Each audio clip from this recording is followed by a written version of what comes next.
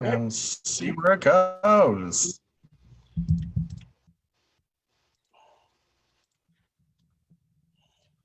It's preparing.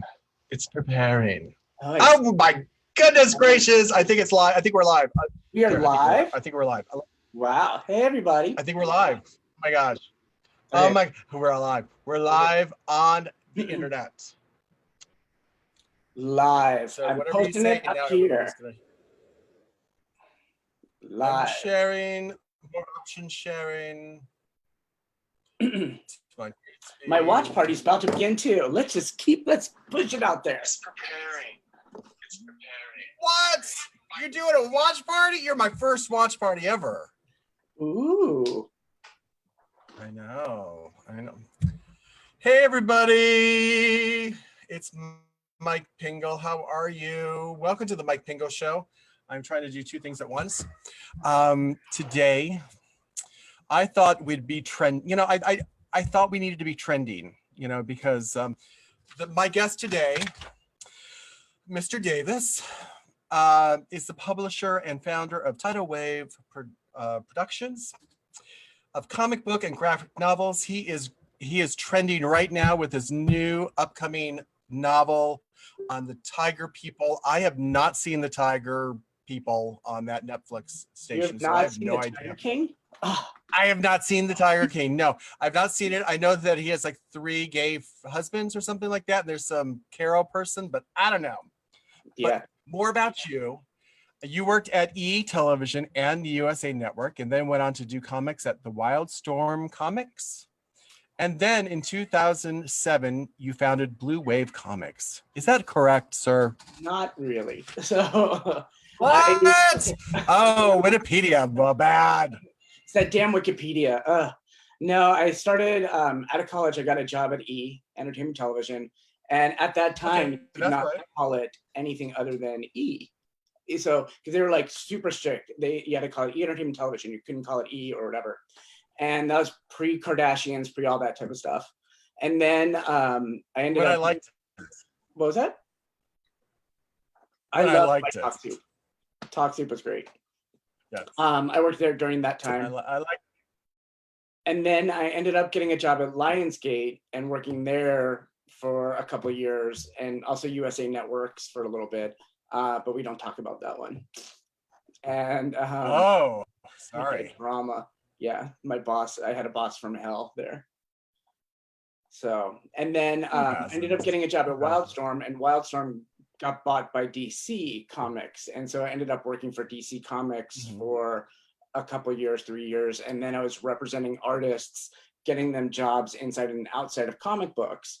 And then I got let go from DC because they didn't know what to do with me, because they were a New York-based company. I was in San Diego. They wanted me to edit Star Trek books, ironically, and I wasn't an editor. I was a salesperson selling their services. So I ended up just getting laid off and being okay with that. And they gave me my side of the business. So I got to have all my clients, all that type of stuff. So I did it on my own, representing the top artists in the industry. And I could actually not just have to use DC people, I could use like the biggest names like not Jim Lee, but God, why can't I think, like Randy Green and Andy Park, who now basically designs all the Marvel characters for all the movies and stuff. And so I worked there, and then I was watching all these people create their own things, and I thought to myself, I'm going to try this. I'm going to try to create something. And my friend Adam was working for a company, and they decided to finance my first book, which was called The 10th Muse. And it actually launched at the 6th highest selling comic book. And I did it at Image Comics at the time. And I actually started it, and it was TidalWave Productions back then. Then after a while, I kind of got sick of comic books, and I was just like so burnt out. It's just it just turned like drama. And so I quit comic books. And then I ended up getting back into it, and I ended up calling it Blue Water Productions. And so Blue Water Productions, we ended up getting a TV show deal for Insane Jane. And there was a Blue Water Productions that was already in production. And so so I couldn't call it Blue Water. So I changed it to the first thing that I had, and this was really stupid of me. I changed it to Stormfront Entertainment because I had a side company that was called Stormfront Entertainment. And then I learned to find out that Stormfront is Stormfront.org is like the white supremacist group. And so I was basically called a Nazi, and I'm Jewish, so it's kind of weird that people would call me a Nazi. But yeah, I got a lot of bad press on that. So I changed to Storm, and that was just bad. So then I just decided to go right back to TidalWave from the very beginning, because that's where it all started. And voila. And now Tiger King, the comic book. Wow. Yeah. That's a story upon itself. Yeah, that's 20 years. Especially the white supremacy thing. Yeah. That's 20 years. 20 years of my life. It's 20 years of my life. So you did your first comic. What was that your breakout comic in your career in the beginning, or was there something else that actually? Yeah, this book did really well. It's you can get it on Amazon now too, but this book did really well. It as I said, it was at Image Comics. I hired like a really good writer, Marv Wolfman, who created New Teen Titans, and then I hired like a really good artist at the time. And so we made the book look like a Marvel or DC book. We made it like super polished. And we had Rena Miro, who was Sable from the WWF, be our photo model. And so so that's basically her. And so she helped us promote it. And that was like the first time I was ever on TV. Except for when I was doing extra work back in the 90s. But for any press that we've ever gotten, we were like on Entertainment Tonight, Inside Edition. So it was really neat to have this be such a big breakout for me. So if you can guess, I don't know if you know what my favorite movie is. I think we share kind of it too. So it's Greek mythology set in modern day world. So what other movie is Greek mythology set in modern day world? Greek mythology in modern day world. Starring Miss Olivia Newton-John? Xanadu. So I was trying to figure out what to create, and I literally was watching Xanadu, and I'm like, oh my God, there's 9 muses there's 8 or whatever, there's 9 muses in the world. And I go, what if there was a 10th one hidden at birth? And so she's the muse of justice. So this Xanadu, you like Xanadu, you'll love this. So Kira. And now there's more than just that. There's a variety of those books, correct? Yeah, I've been doing this book. I've been doing this book for 10 years. We just put out a new version, a new issue that came out a couple months ago. This is, I think, issue 1. I think issue 2 just came out. So I've probably done over 50 or 60 things with 10th Muse. So she's my child, my baby. And don't you hook up with some celebrities to also be a muse in the book? We've used Cindy Margolis in the past. So that was the other person that we used. So that was her and Rena Miro were the only 2 that we really used.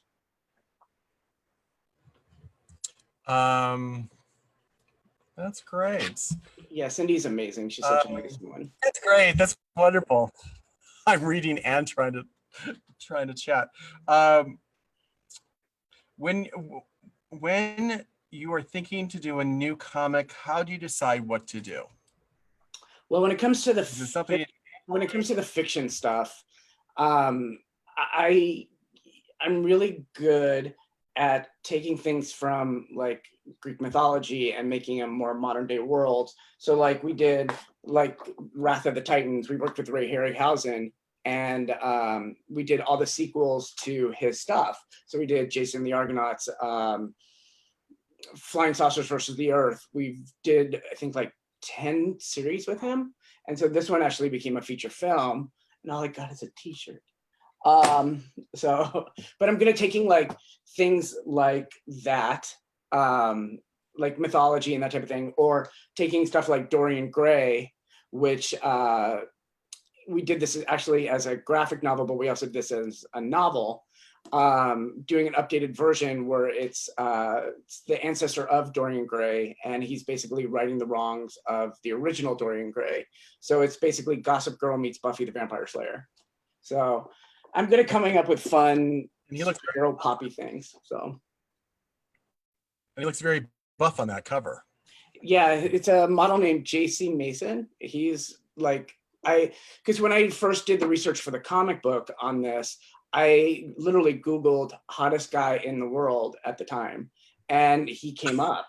And you came up.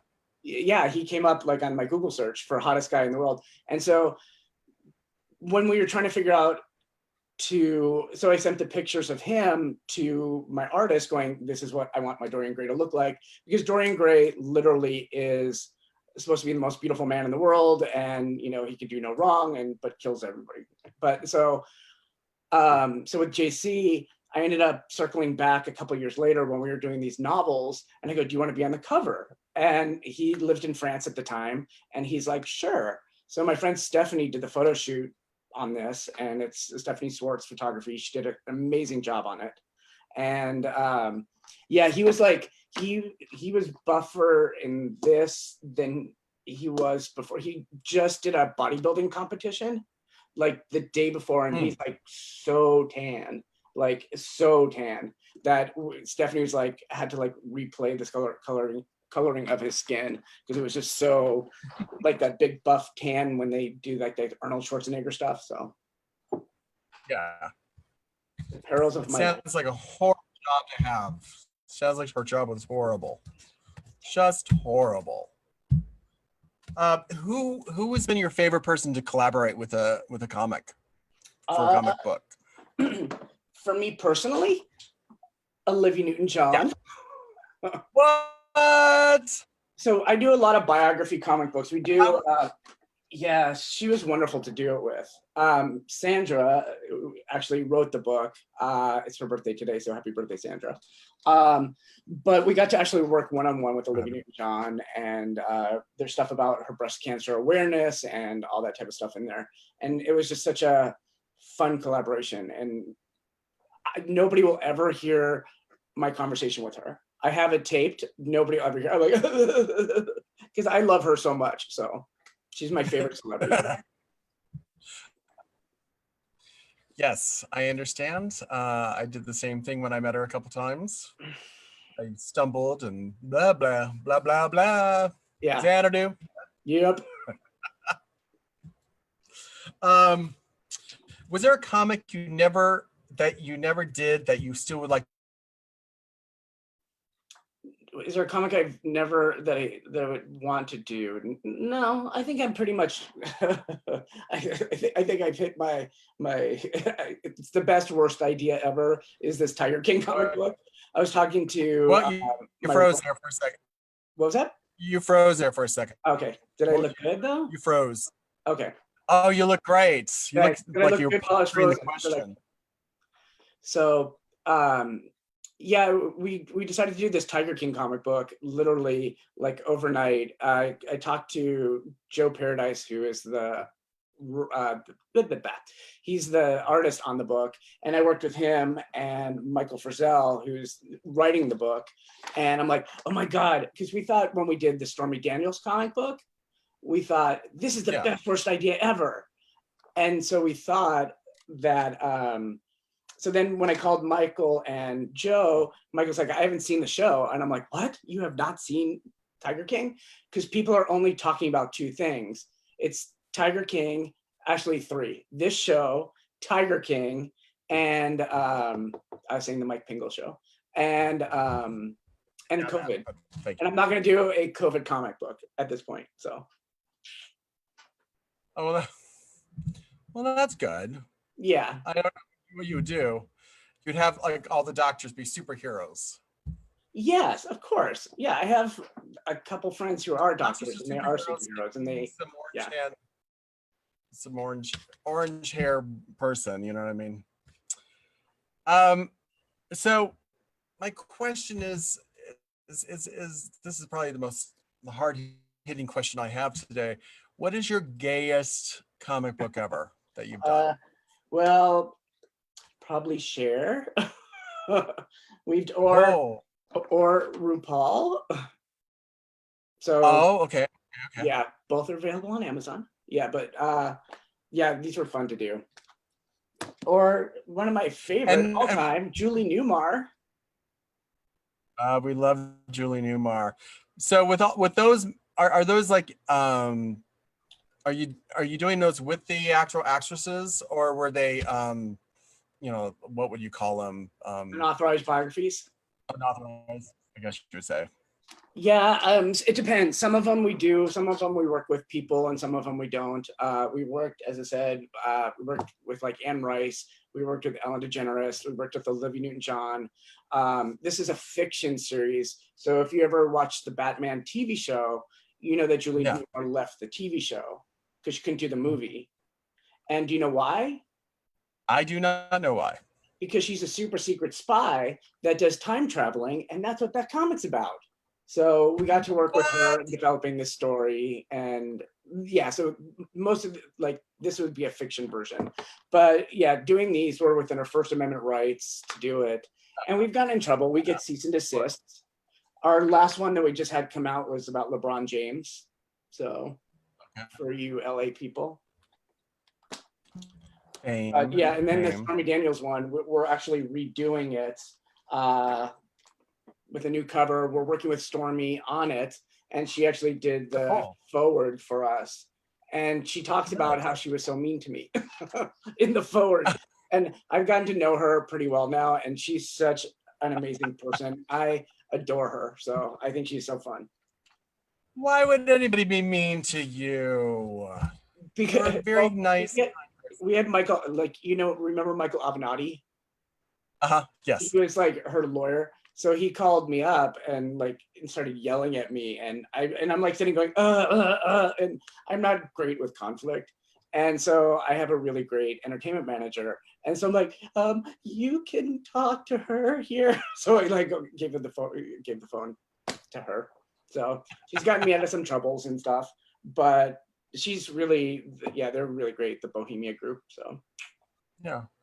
I don't know why all your stuff is most of it is I think all of it is just great, wonderful, fun things about wonderful, fun people who do great things. So yeah, well, you and I both did Betty White them. Yes, I did a Betty White book that no one buys. No one buys. We worked with Betty White on ours, so we gave you an ad for your book. So sorry. I know. I don't, yeah, not to go on into me, but that book was with somebody else, with actually a big publishing house that then went under, but they refused to give it back to me because there were so many pre-orders. It was like it was the first Betty White fan book that was coming out. Right. And they had so many pre-orders, they didn't want to give it away yet. Didn't want to give it back to me. I think they were hoping to continue publishing. And finally they had to give it back to me because they were under, but then finally time I got it out, somebody already had released their book, and it's, thanks for bringing up my sad little baby. No, but I have good news about your books and stuff. So my artist, Joe Paradise, the guy who ironically is doing, you don't watch Tiger King, but the guy's name is Joe Exotic. And so it's ironic his name is Joe Paradise. Yes. He Googled you because I told him that I was going to be on your show and all that stuff. And he's like, oh my God, you work with Glenn Hansen? He loves Glenn Hansen. So, and I almost worked with Glenn Hansen. That man is so talented. So. Oh my God. Glenn is amazing because of with the book covers, he worked with Allison Books, doing all their book covers. Right. And for all the queer guides, which I wrote, Charlie's Angels, Wonder Woman, and then Brady Bunch, which never came out through them. And I mean, people know my books more because of his artwork. Yeah. than what's inside, because his artwork is so iconic now. And you know, he's been so sweet and allowing me to go forward with those covers with his artwork, because they are amazing. And of course you can get them on a t-shirt now, and a hat and a mask at Hunt's t-shirts. Yeah, Hunties. Hunties. Yeah, Hunties. That's it, Hunties. Yeah. I have Um, a Wonder Woman, I have a Xanadu one. so about the new Tiger show, what are the two? I see there's two different comics. What is the difference between them two, and what do you look at in those comics? So the comics are actually, they're going to be for the people that have seen the show. It's actually going to be a prequel to what you actually see in the Netflix documentary, and so you get to actually see the rivalry between Carol and Joe Exotic kind of boil up, and so that's what the Michael Frizzell is. That's the story that we're telling with it, and then so there's one of the guys that did the cover is a guy named Jesse Johnson, and he did the Tiger cover. So if you look at really closely at the Tiger cover, you'll see it's all $100 bills in the fur, and you'll see the cast of characters in the fur. So it's super great, and in the tongue is Carol Baskin. So, but so there's going to be two different covers for the book, and it's going to be just the same book, but yeah, just two covers. So since you've seen the show, do you think Carol did kill her husband? I think I want them to check the meat grinder, and I want them to check. They're opening the case again, so I don't know. But one of the things that we actually learned, we're actually working with PETA on this book, and PETA has a relationship with Carol, and they also have a relationship with Joe, and so they've given us information that, like in the Netflix documentary, where Joe was kind of crazy, he was breeding these animals and making cubs and cub holding and cub petting and that type of stuff, where Carol was getting these animals from zoos and discarded circuses. And so she never lets people touch the animals, and Joe does, but they both think they're in the right. And where does PETA stand on that? They're exposing some of the stuff that was not in the Netflix biography, like the fact that because you haven't seen the show, so I was like kind of trying to place this for you. But there's she did this one event, and it looks like there's like hundreds of people up there and that type of thing. But she does this event once a year, and she made $30,000 for wild animals for rescue. But nobody was able to touch her pet or do anything like that. So we're getting that type of information, which is good, and I'm happy to be partnering with them. So is the writer, because the writer, we're getting more information, and it's just not going to be like a knockoff of the Tiger King Netflix series. So we're investigating, reporting this. More information. It sounds like Carol does a better thing for the Tigers than the other guy. Well, I think they both think they're doing the right things. So, and I think there's just a whole bunch of crazy going on there's like 4 camps of having big tigers. It's super crazy. Yeah, exactly. I think having, they're not pussycats. They're not like house cats. I think that is kind of a weird thing to have. But what's next for you other than the Tiger King? What's the next thing that you're percolating, you're looking for, other than the COVID-19 book? Who do we have? Well, we're still doing a lot of the politicians from the Democratic world. We're doing Pete Buttigieg, we're doing Kamala Harris, we're doing Bloomberg. We think they're still viable for telling their stories. Last election, in 2016, we focused more on Republicans, like we did Rand Paul and we did Jeb Bush and Chris Christie. So they just flip-flop every year. So like in 2008, when we started doing biography comic books, we did Hillary and Sarah Palin, and we did them with a female empowerment angle to it. So whether you like Sarah Palin or Hillary, you had to appreciate where they actually came from. So, and what their roles are as, strong, independent women, because they were being treated unfairly in the press by their outfits and by like their hair and that type of stuff, where Barack and John McCain were not. So the world's a lot different now, and these biographies literally have taken off. And as a kid growing up in LA, you know, I was always such a fan of TV and movies and that type of stuff. So I always bought like Teen Beat and, you know, People magazine, and I had every single TV guide for I think like 6 years, and I collected this stuff. And so that's what we want to do, is we want to make like collectibles, like the Taylor Swift comic book, or, you know, the LeBron James, or stuff that's fun. So, and it's fun. That's great. That is fun. So with the Pete's one, is he going to have his beard on the cover or no beard? The cover's already done. Dave Ryan, who is an amazing artist that I work with, has done the cover for that. So he will be beardless at this point. Sorry.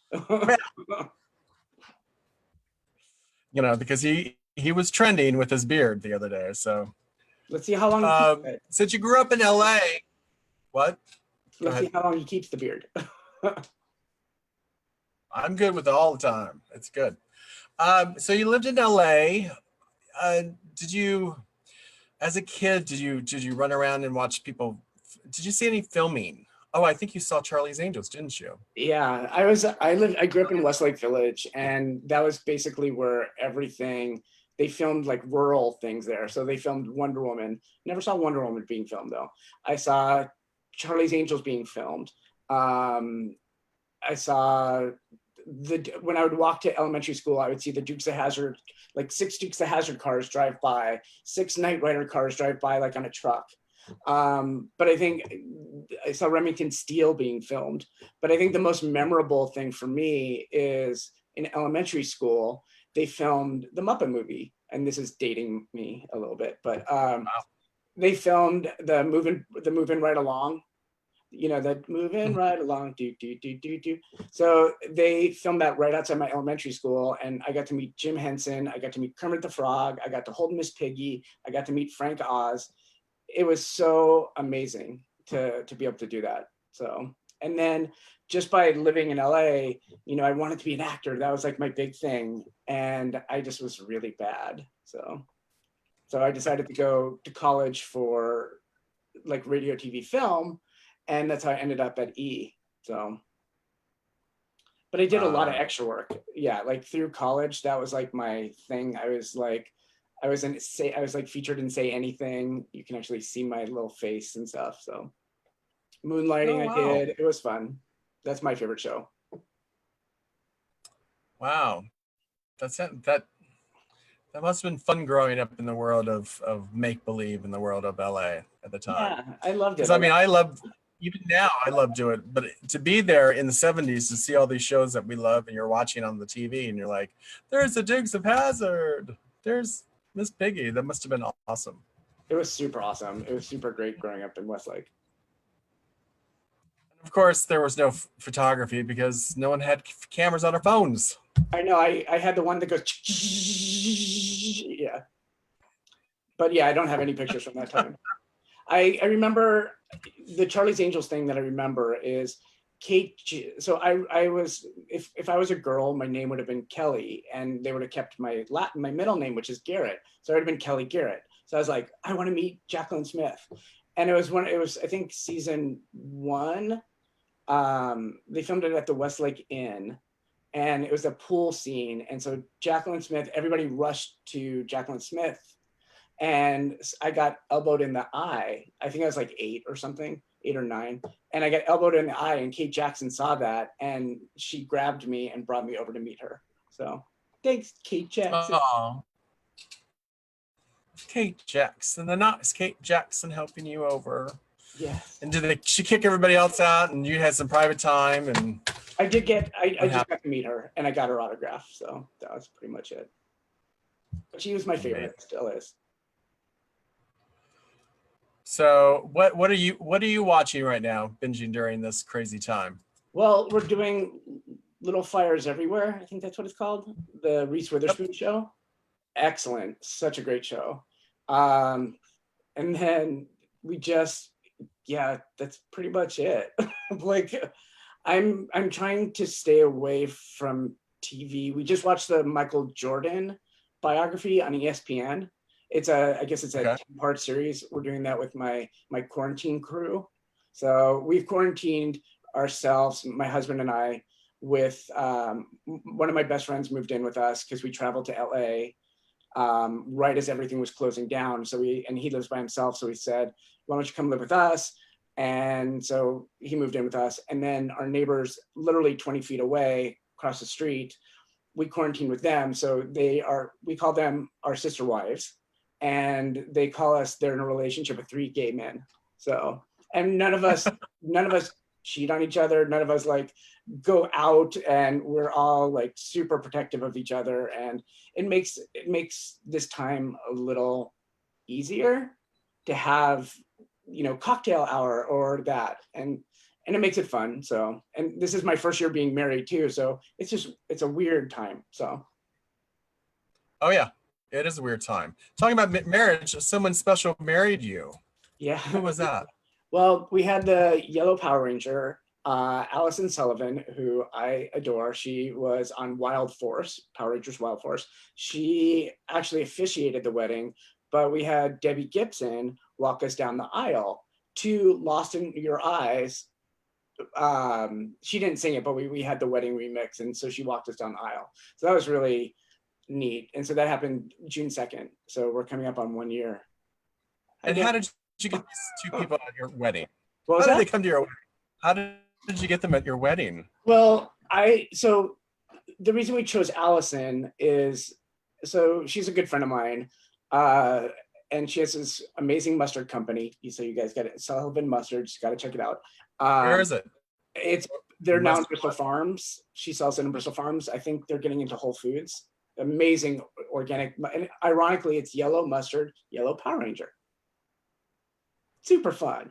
So I met her at a convention in Waco, and I'm friends with a lot of Power Rangers for some reason. So her and I just like literally bonded super well with my friend Andrew Shade, who was on Amazing Race. So he went to the convention with me, and the 3 of us just were thick as thieves. And then I just stayed in touch with her, and we would talk about boys and that type of stuff. And then I asked Daniel to be my boyfriend at the time.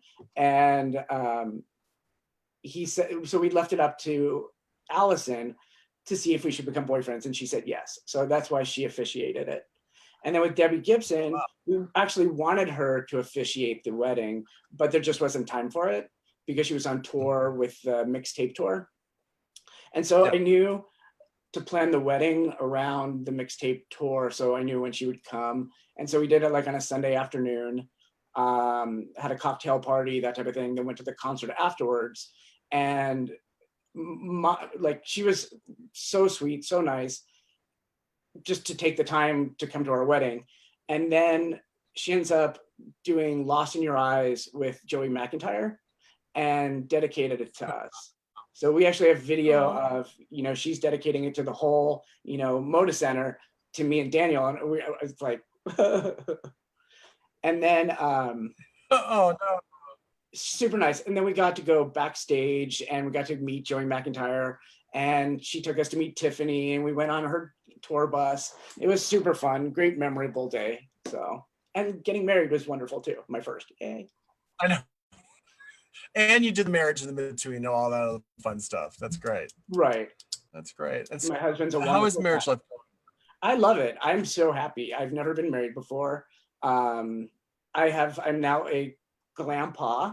So he made me a grandpa. So I have 4 stepkids and 1 grandbaby.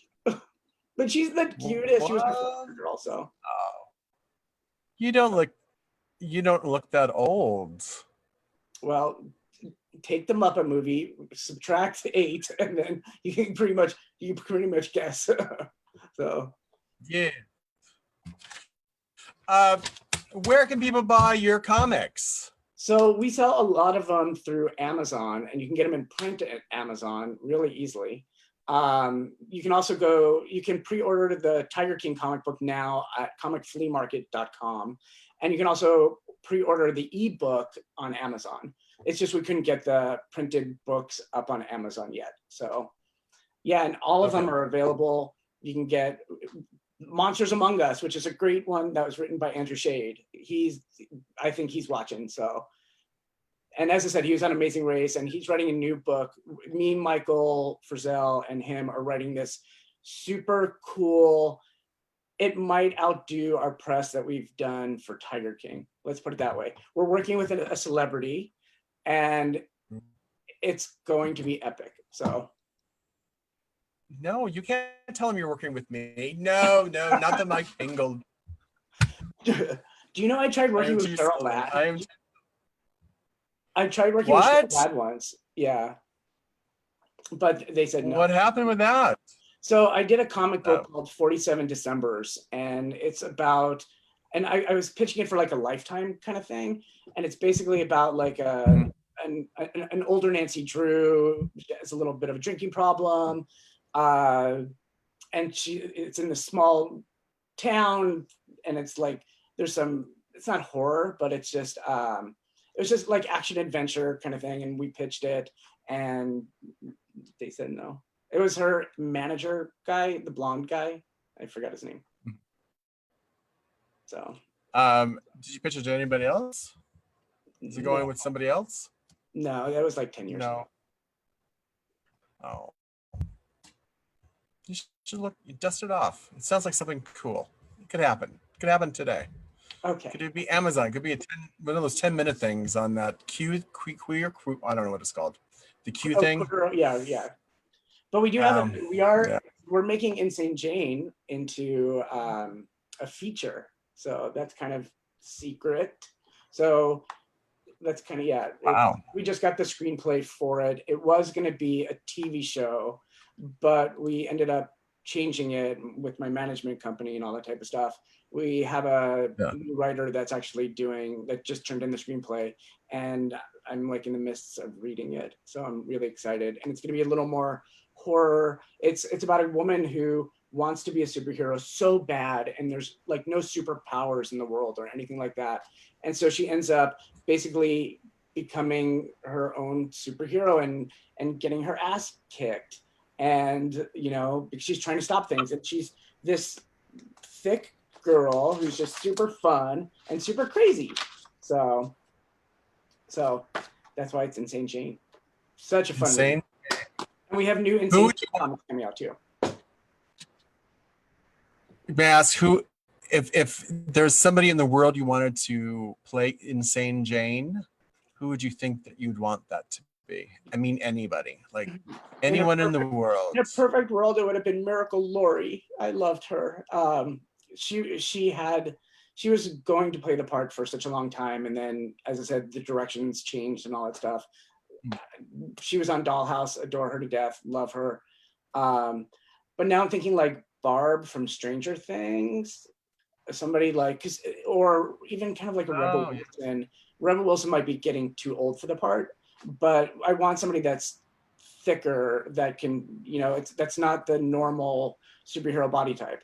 So. Yeah, normal body type. That's what you want. I want, yeah, or like a Rebel Wilson, somebody that has like curves, and because this character does have lots of curves. And let's see if I can find it. Yeah, she just has curves, and she's a real girl. Yeah. I love her. So it's fun. Well, good luck with that. Well, this has been fun. I know. Thank you for taking the afternoon. And what do you have planned for tonight? What cocktails are you guys going to be drinking tonight? We drink a lot. Husband, bring me home something.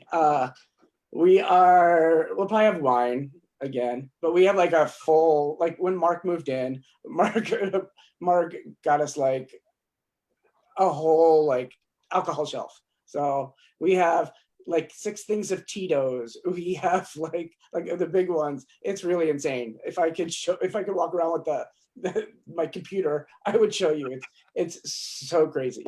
But Yeah, we just usually we're now wine snobs. It's a big wine area up here in Portland. Yeah. So Well, that's great. Well, thank you so much for doing this today. Thanks for being on the show and sharing everything you have. Good luck with the Lion King. What is it? Tiger The King King. Lion? Tiger King. I've had to. What's a tiger? Oh God. Yeah, Hakuna Really Matata.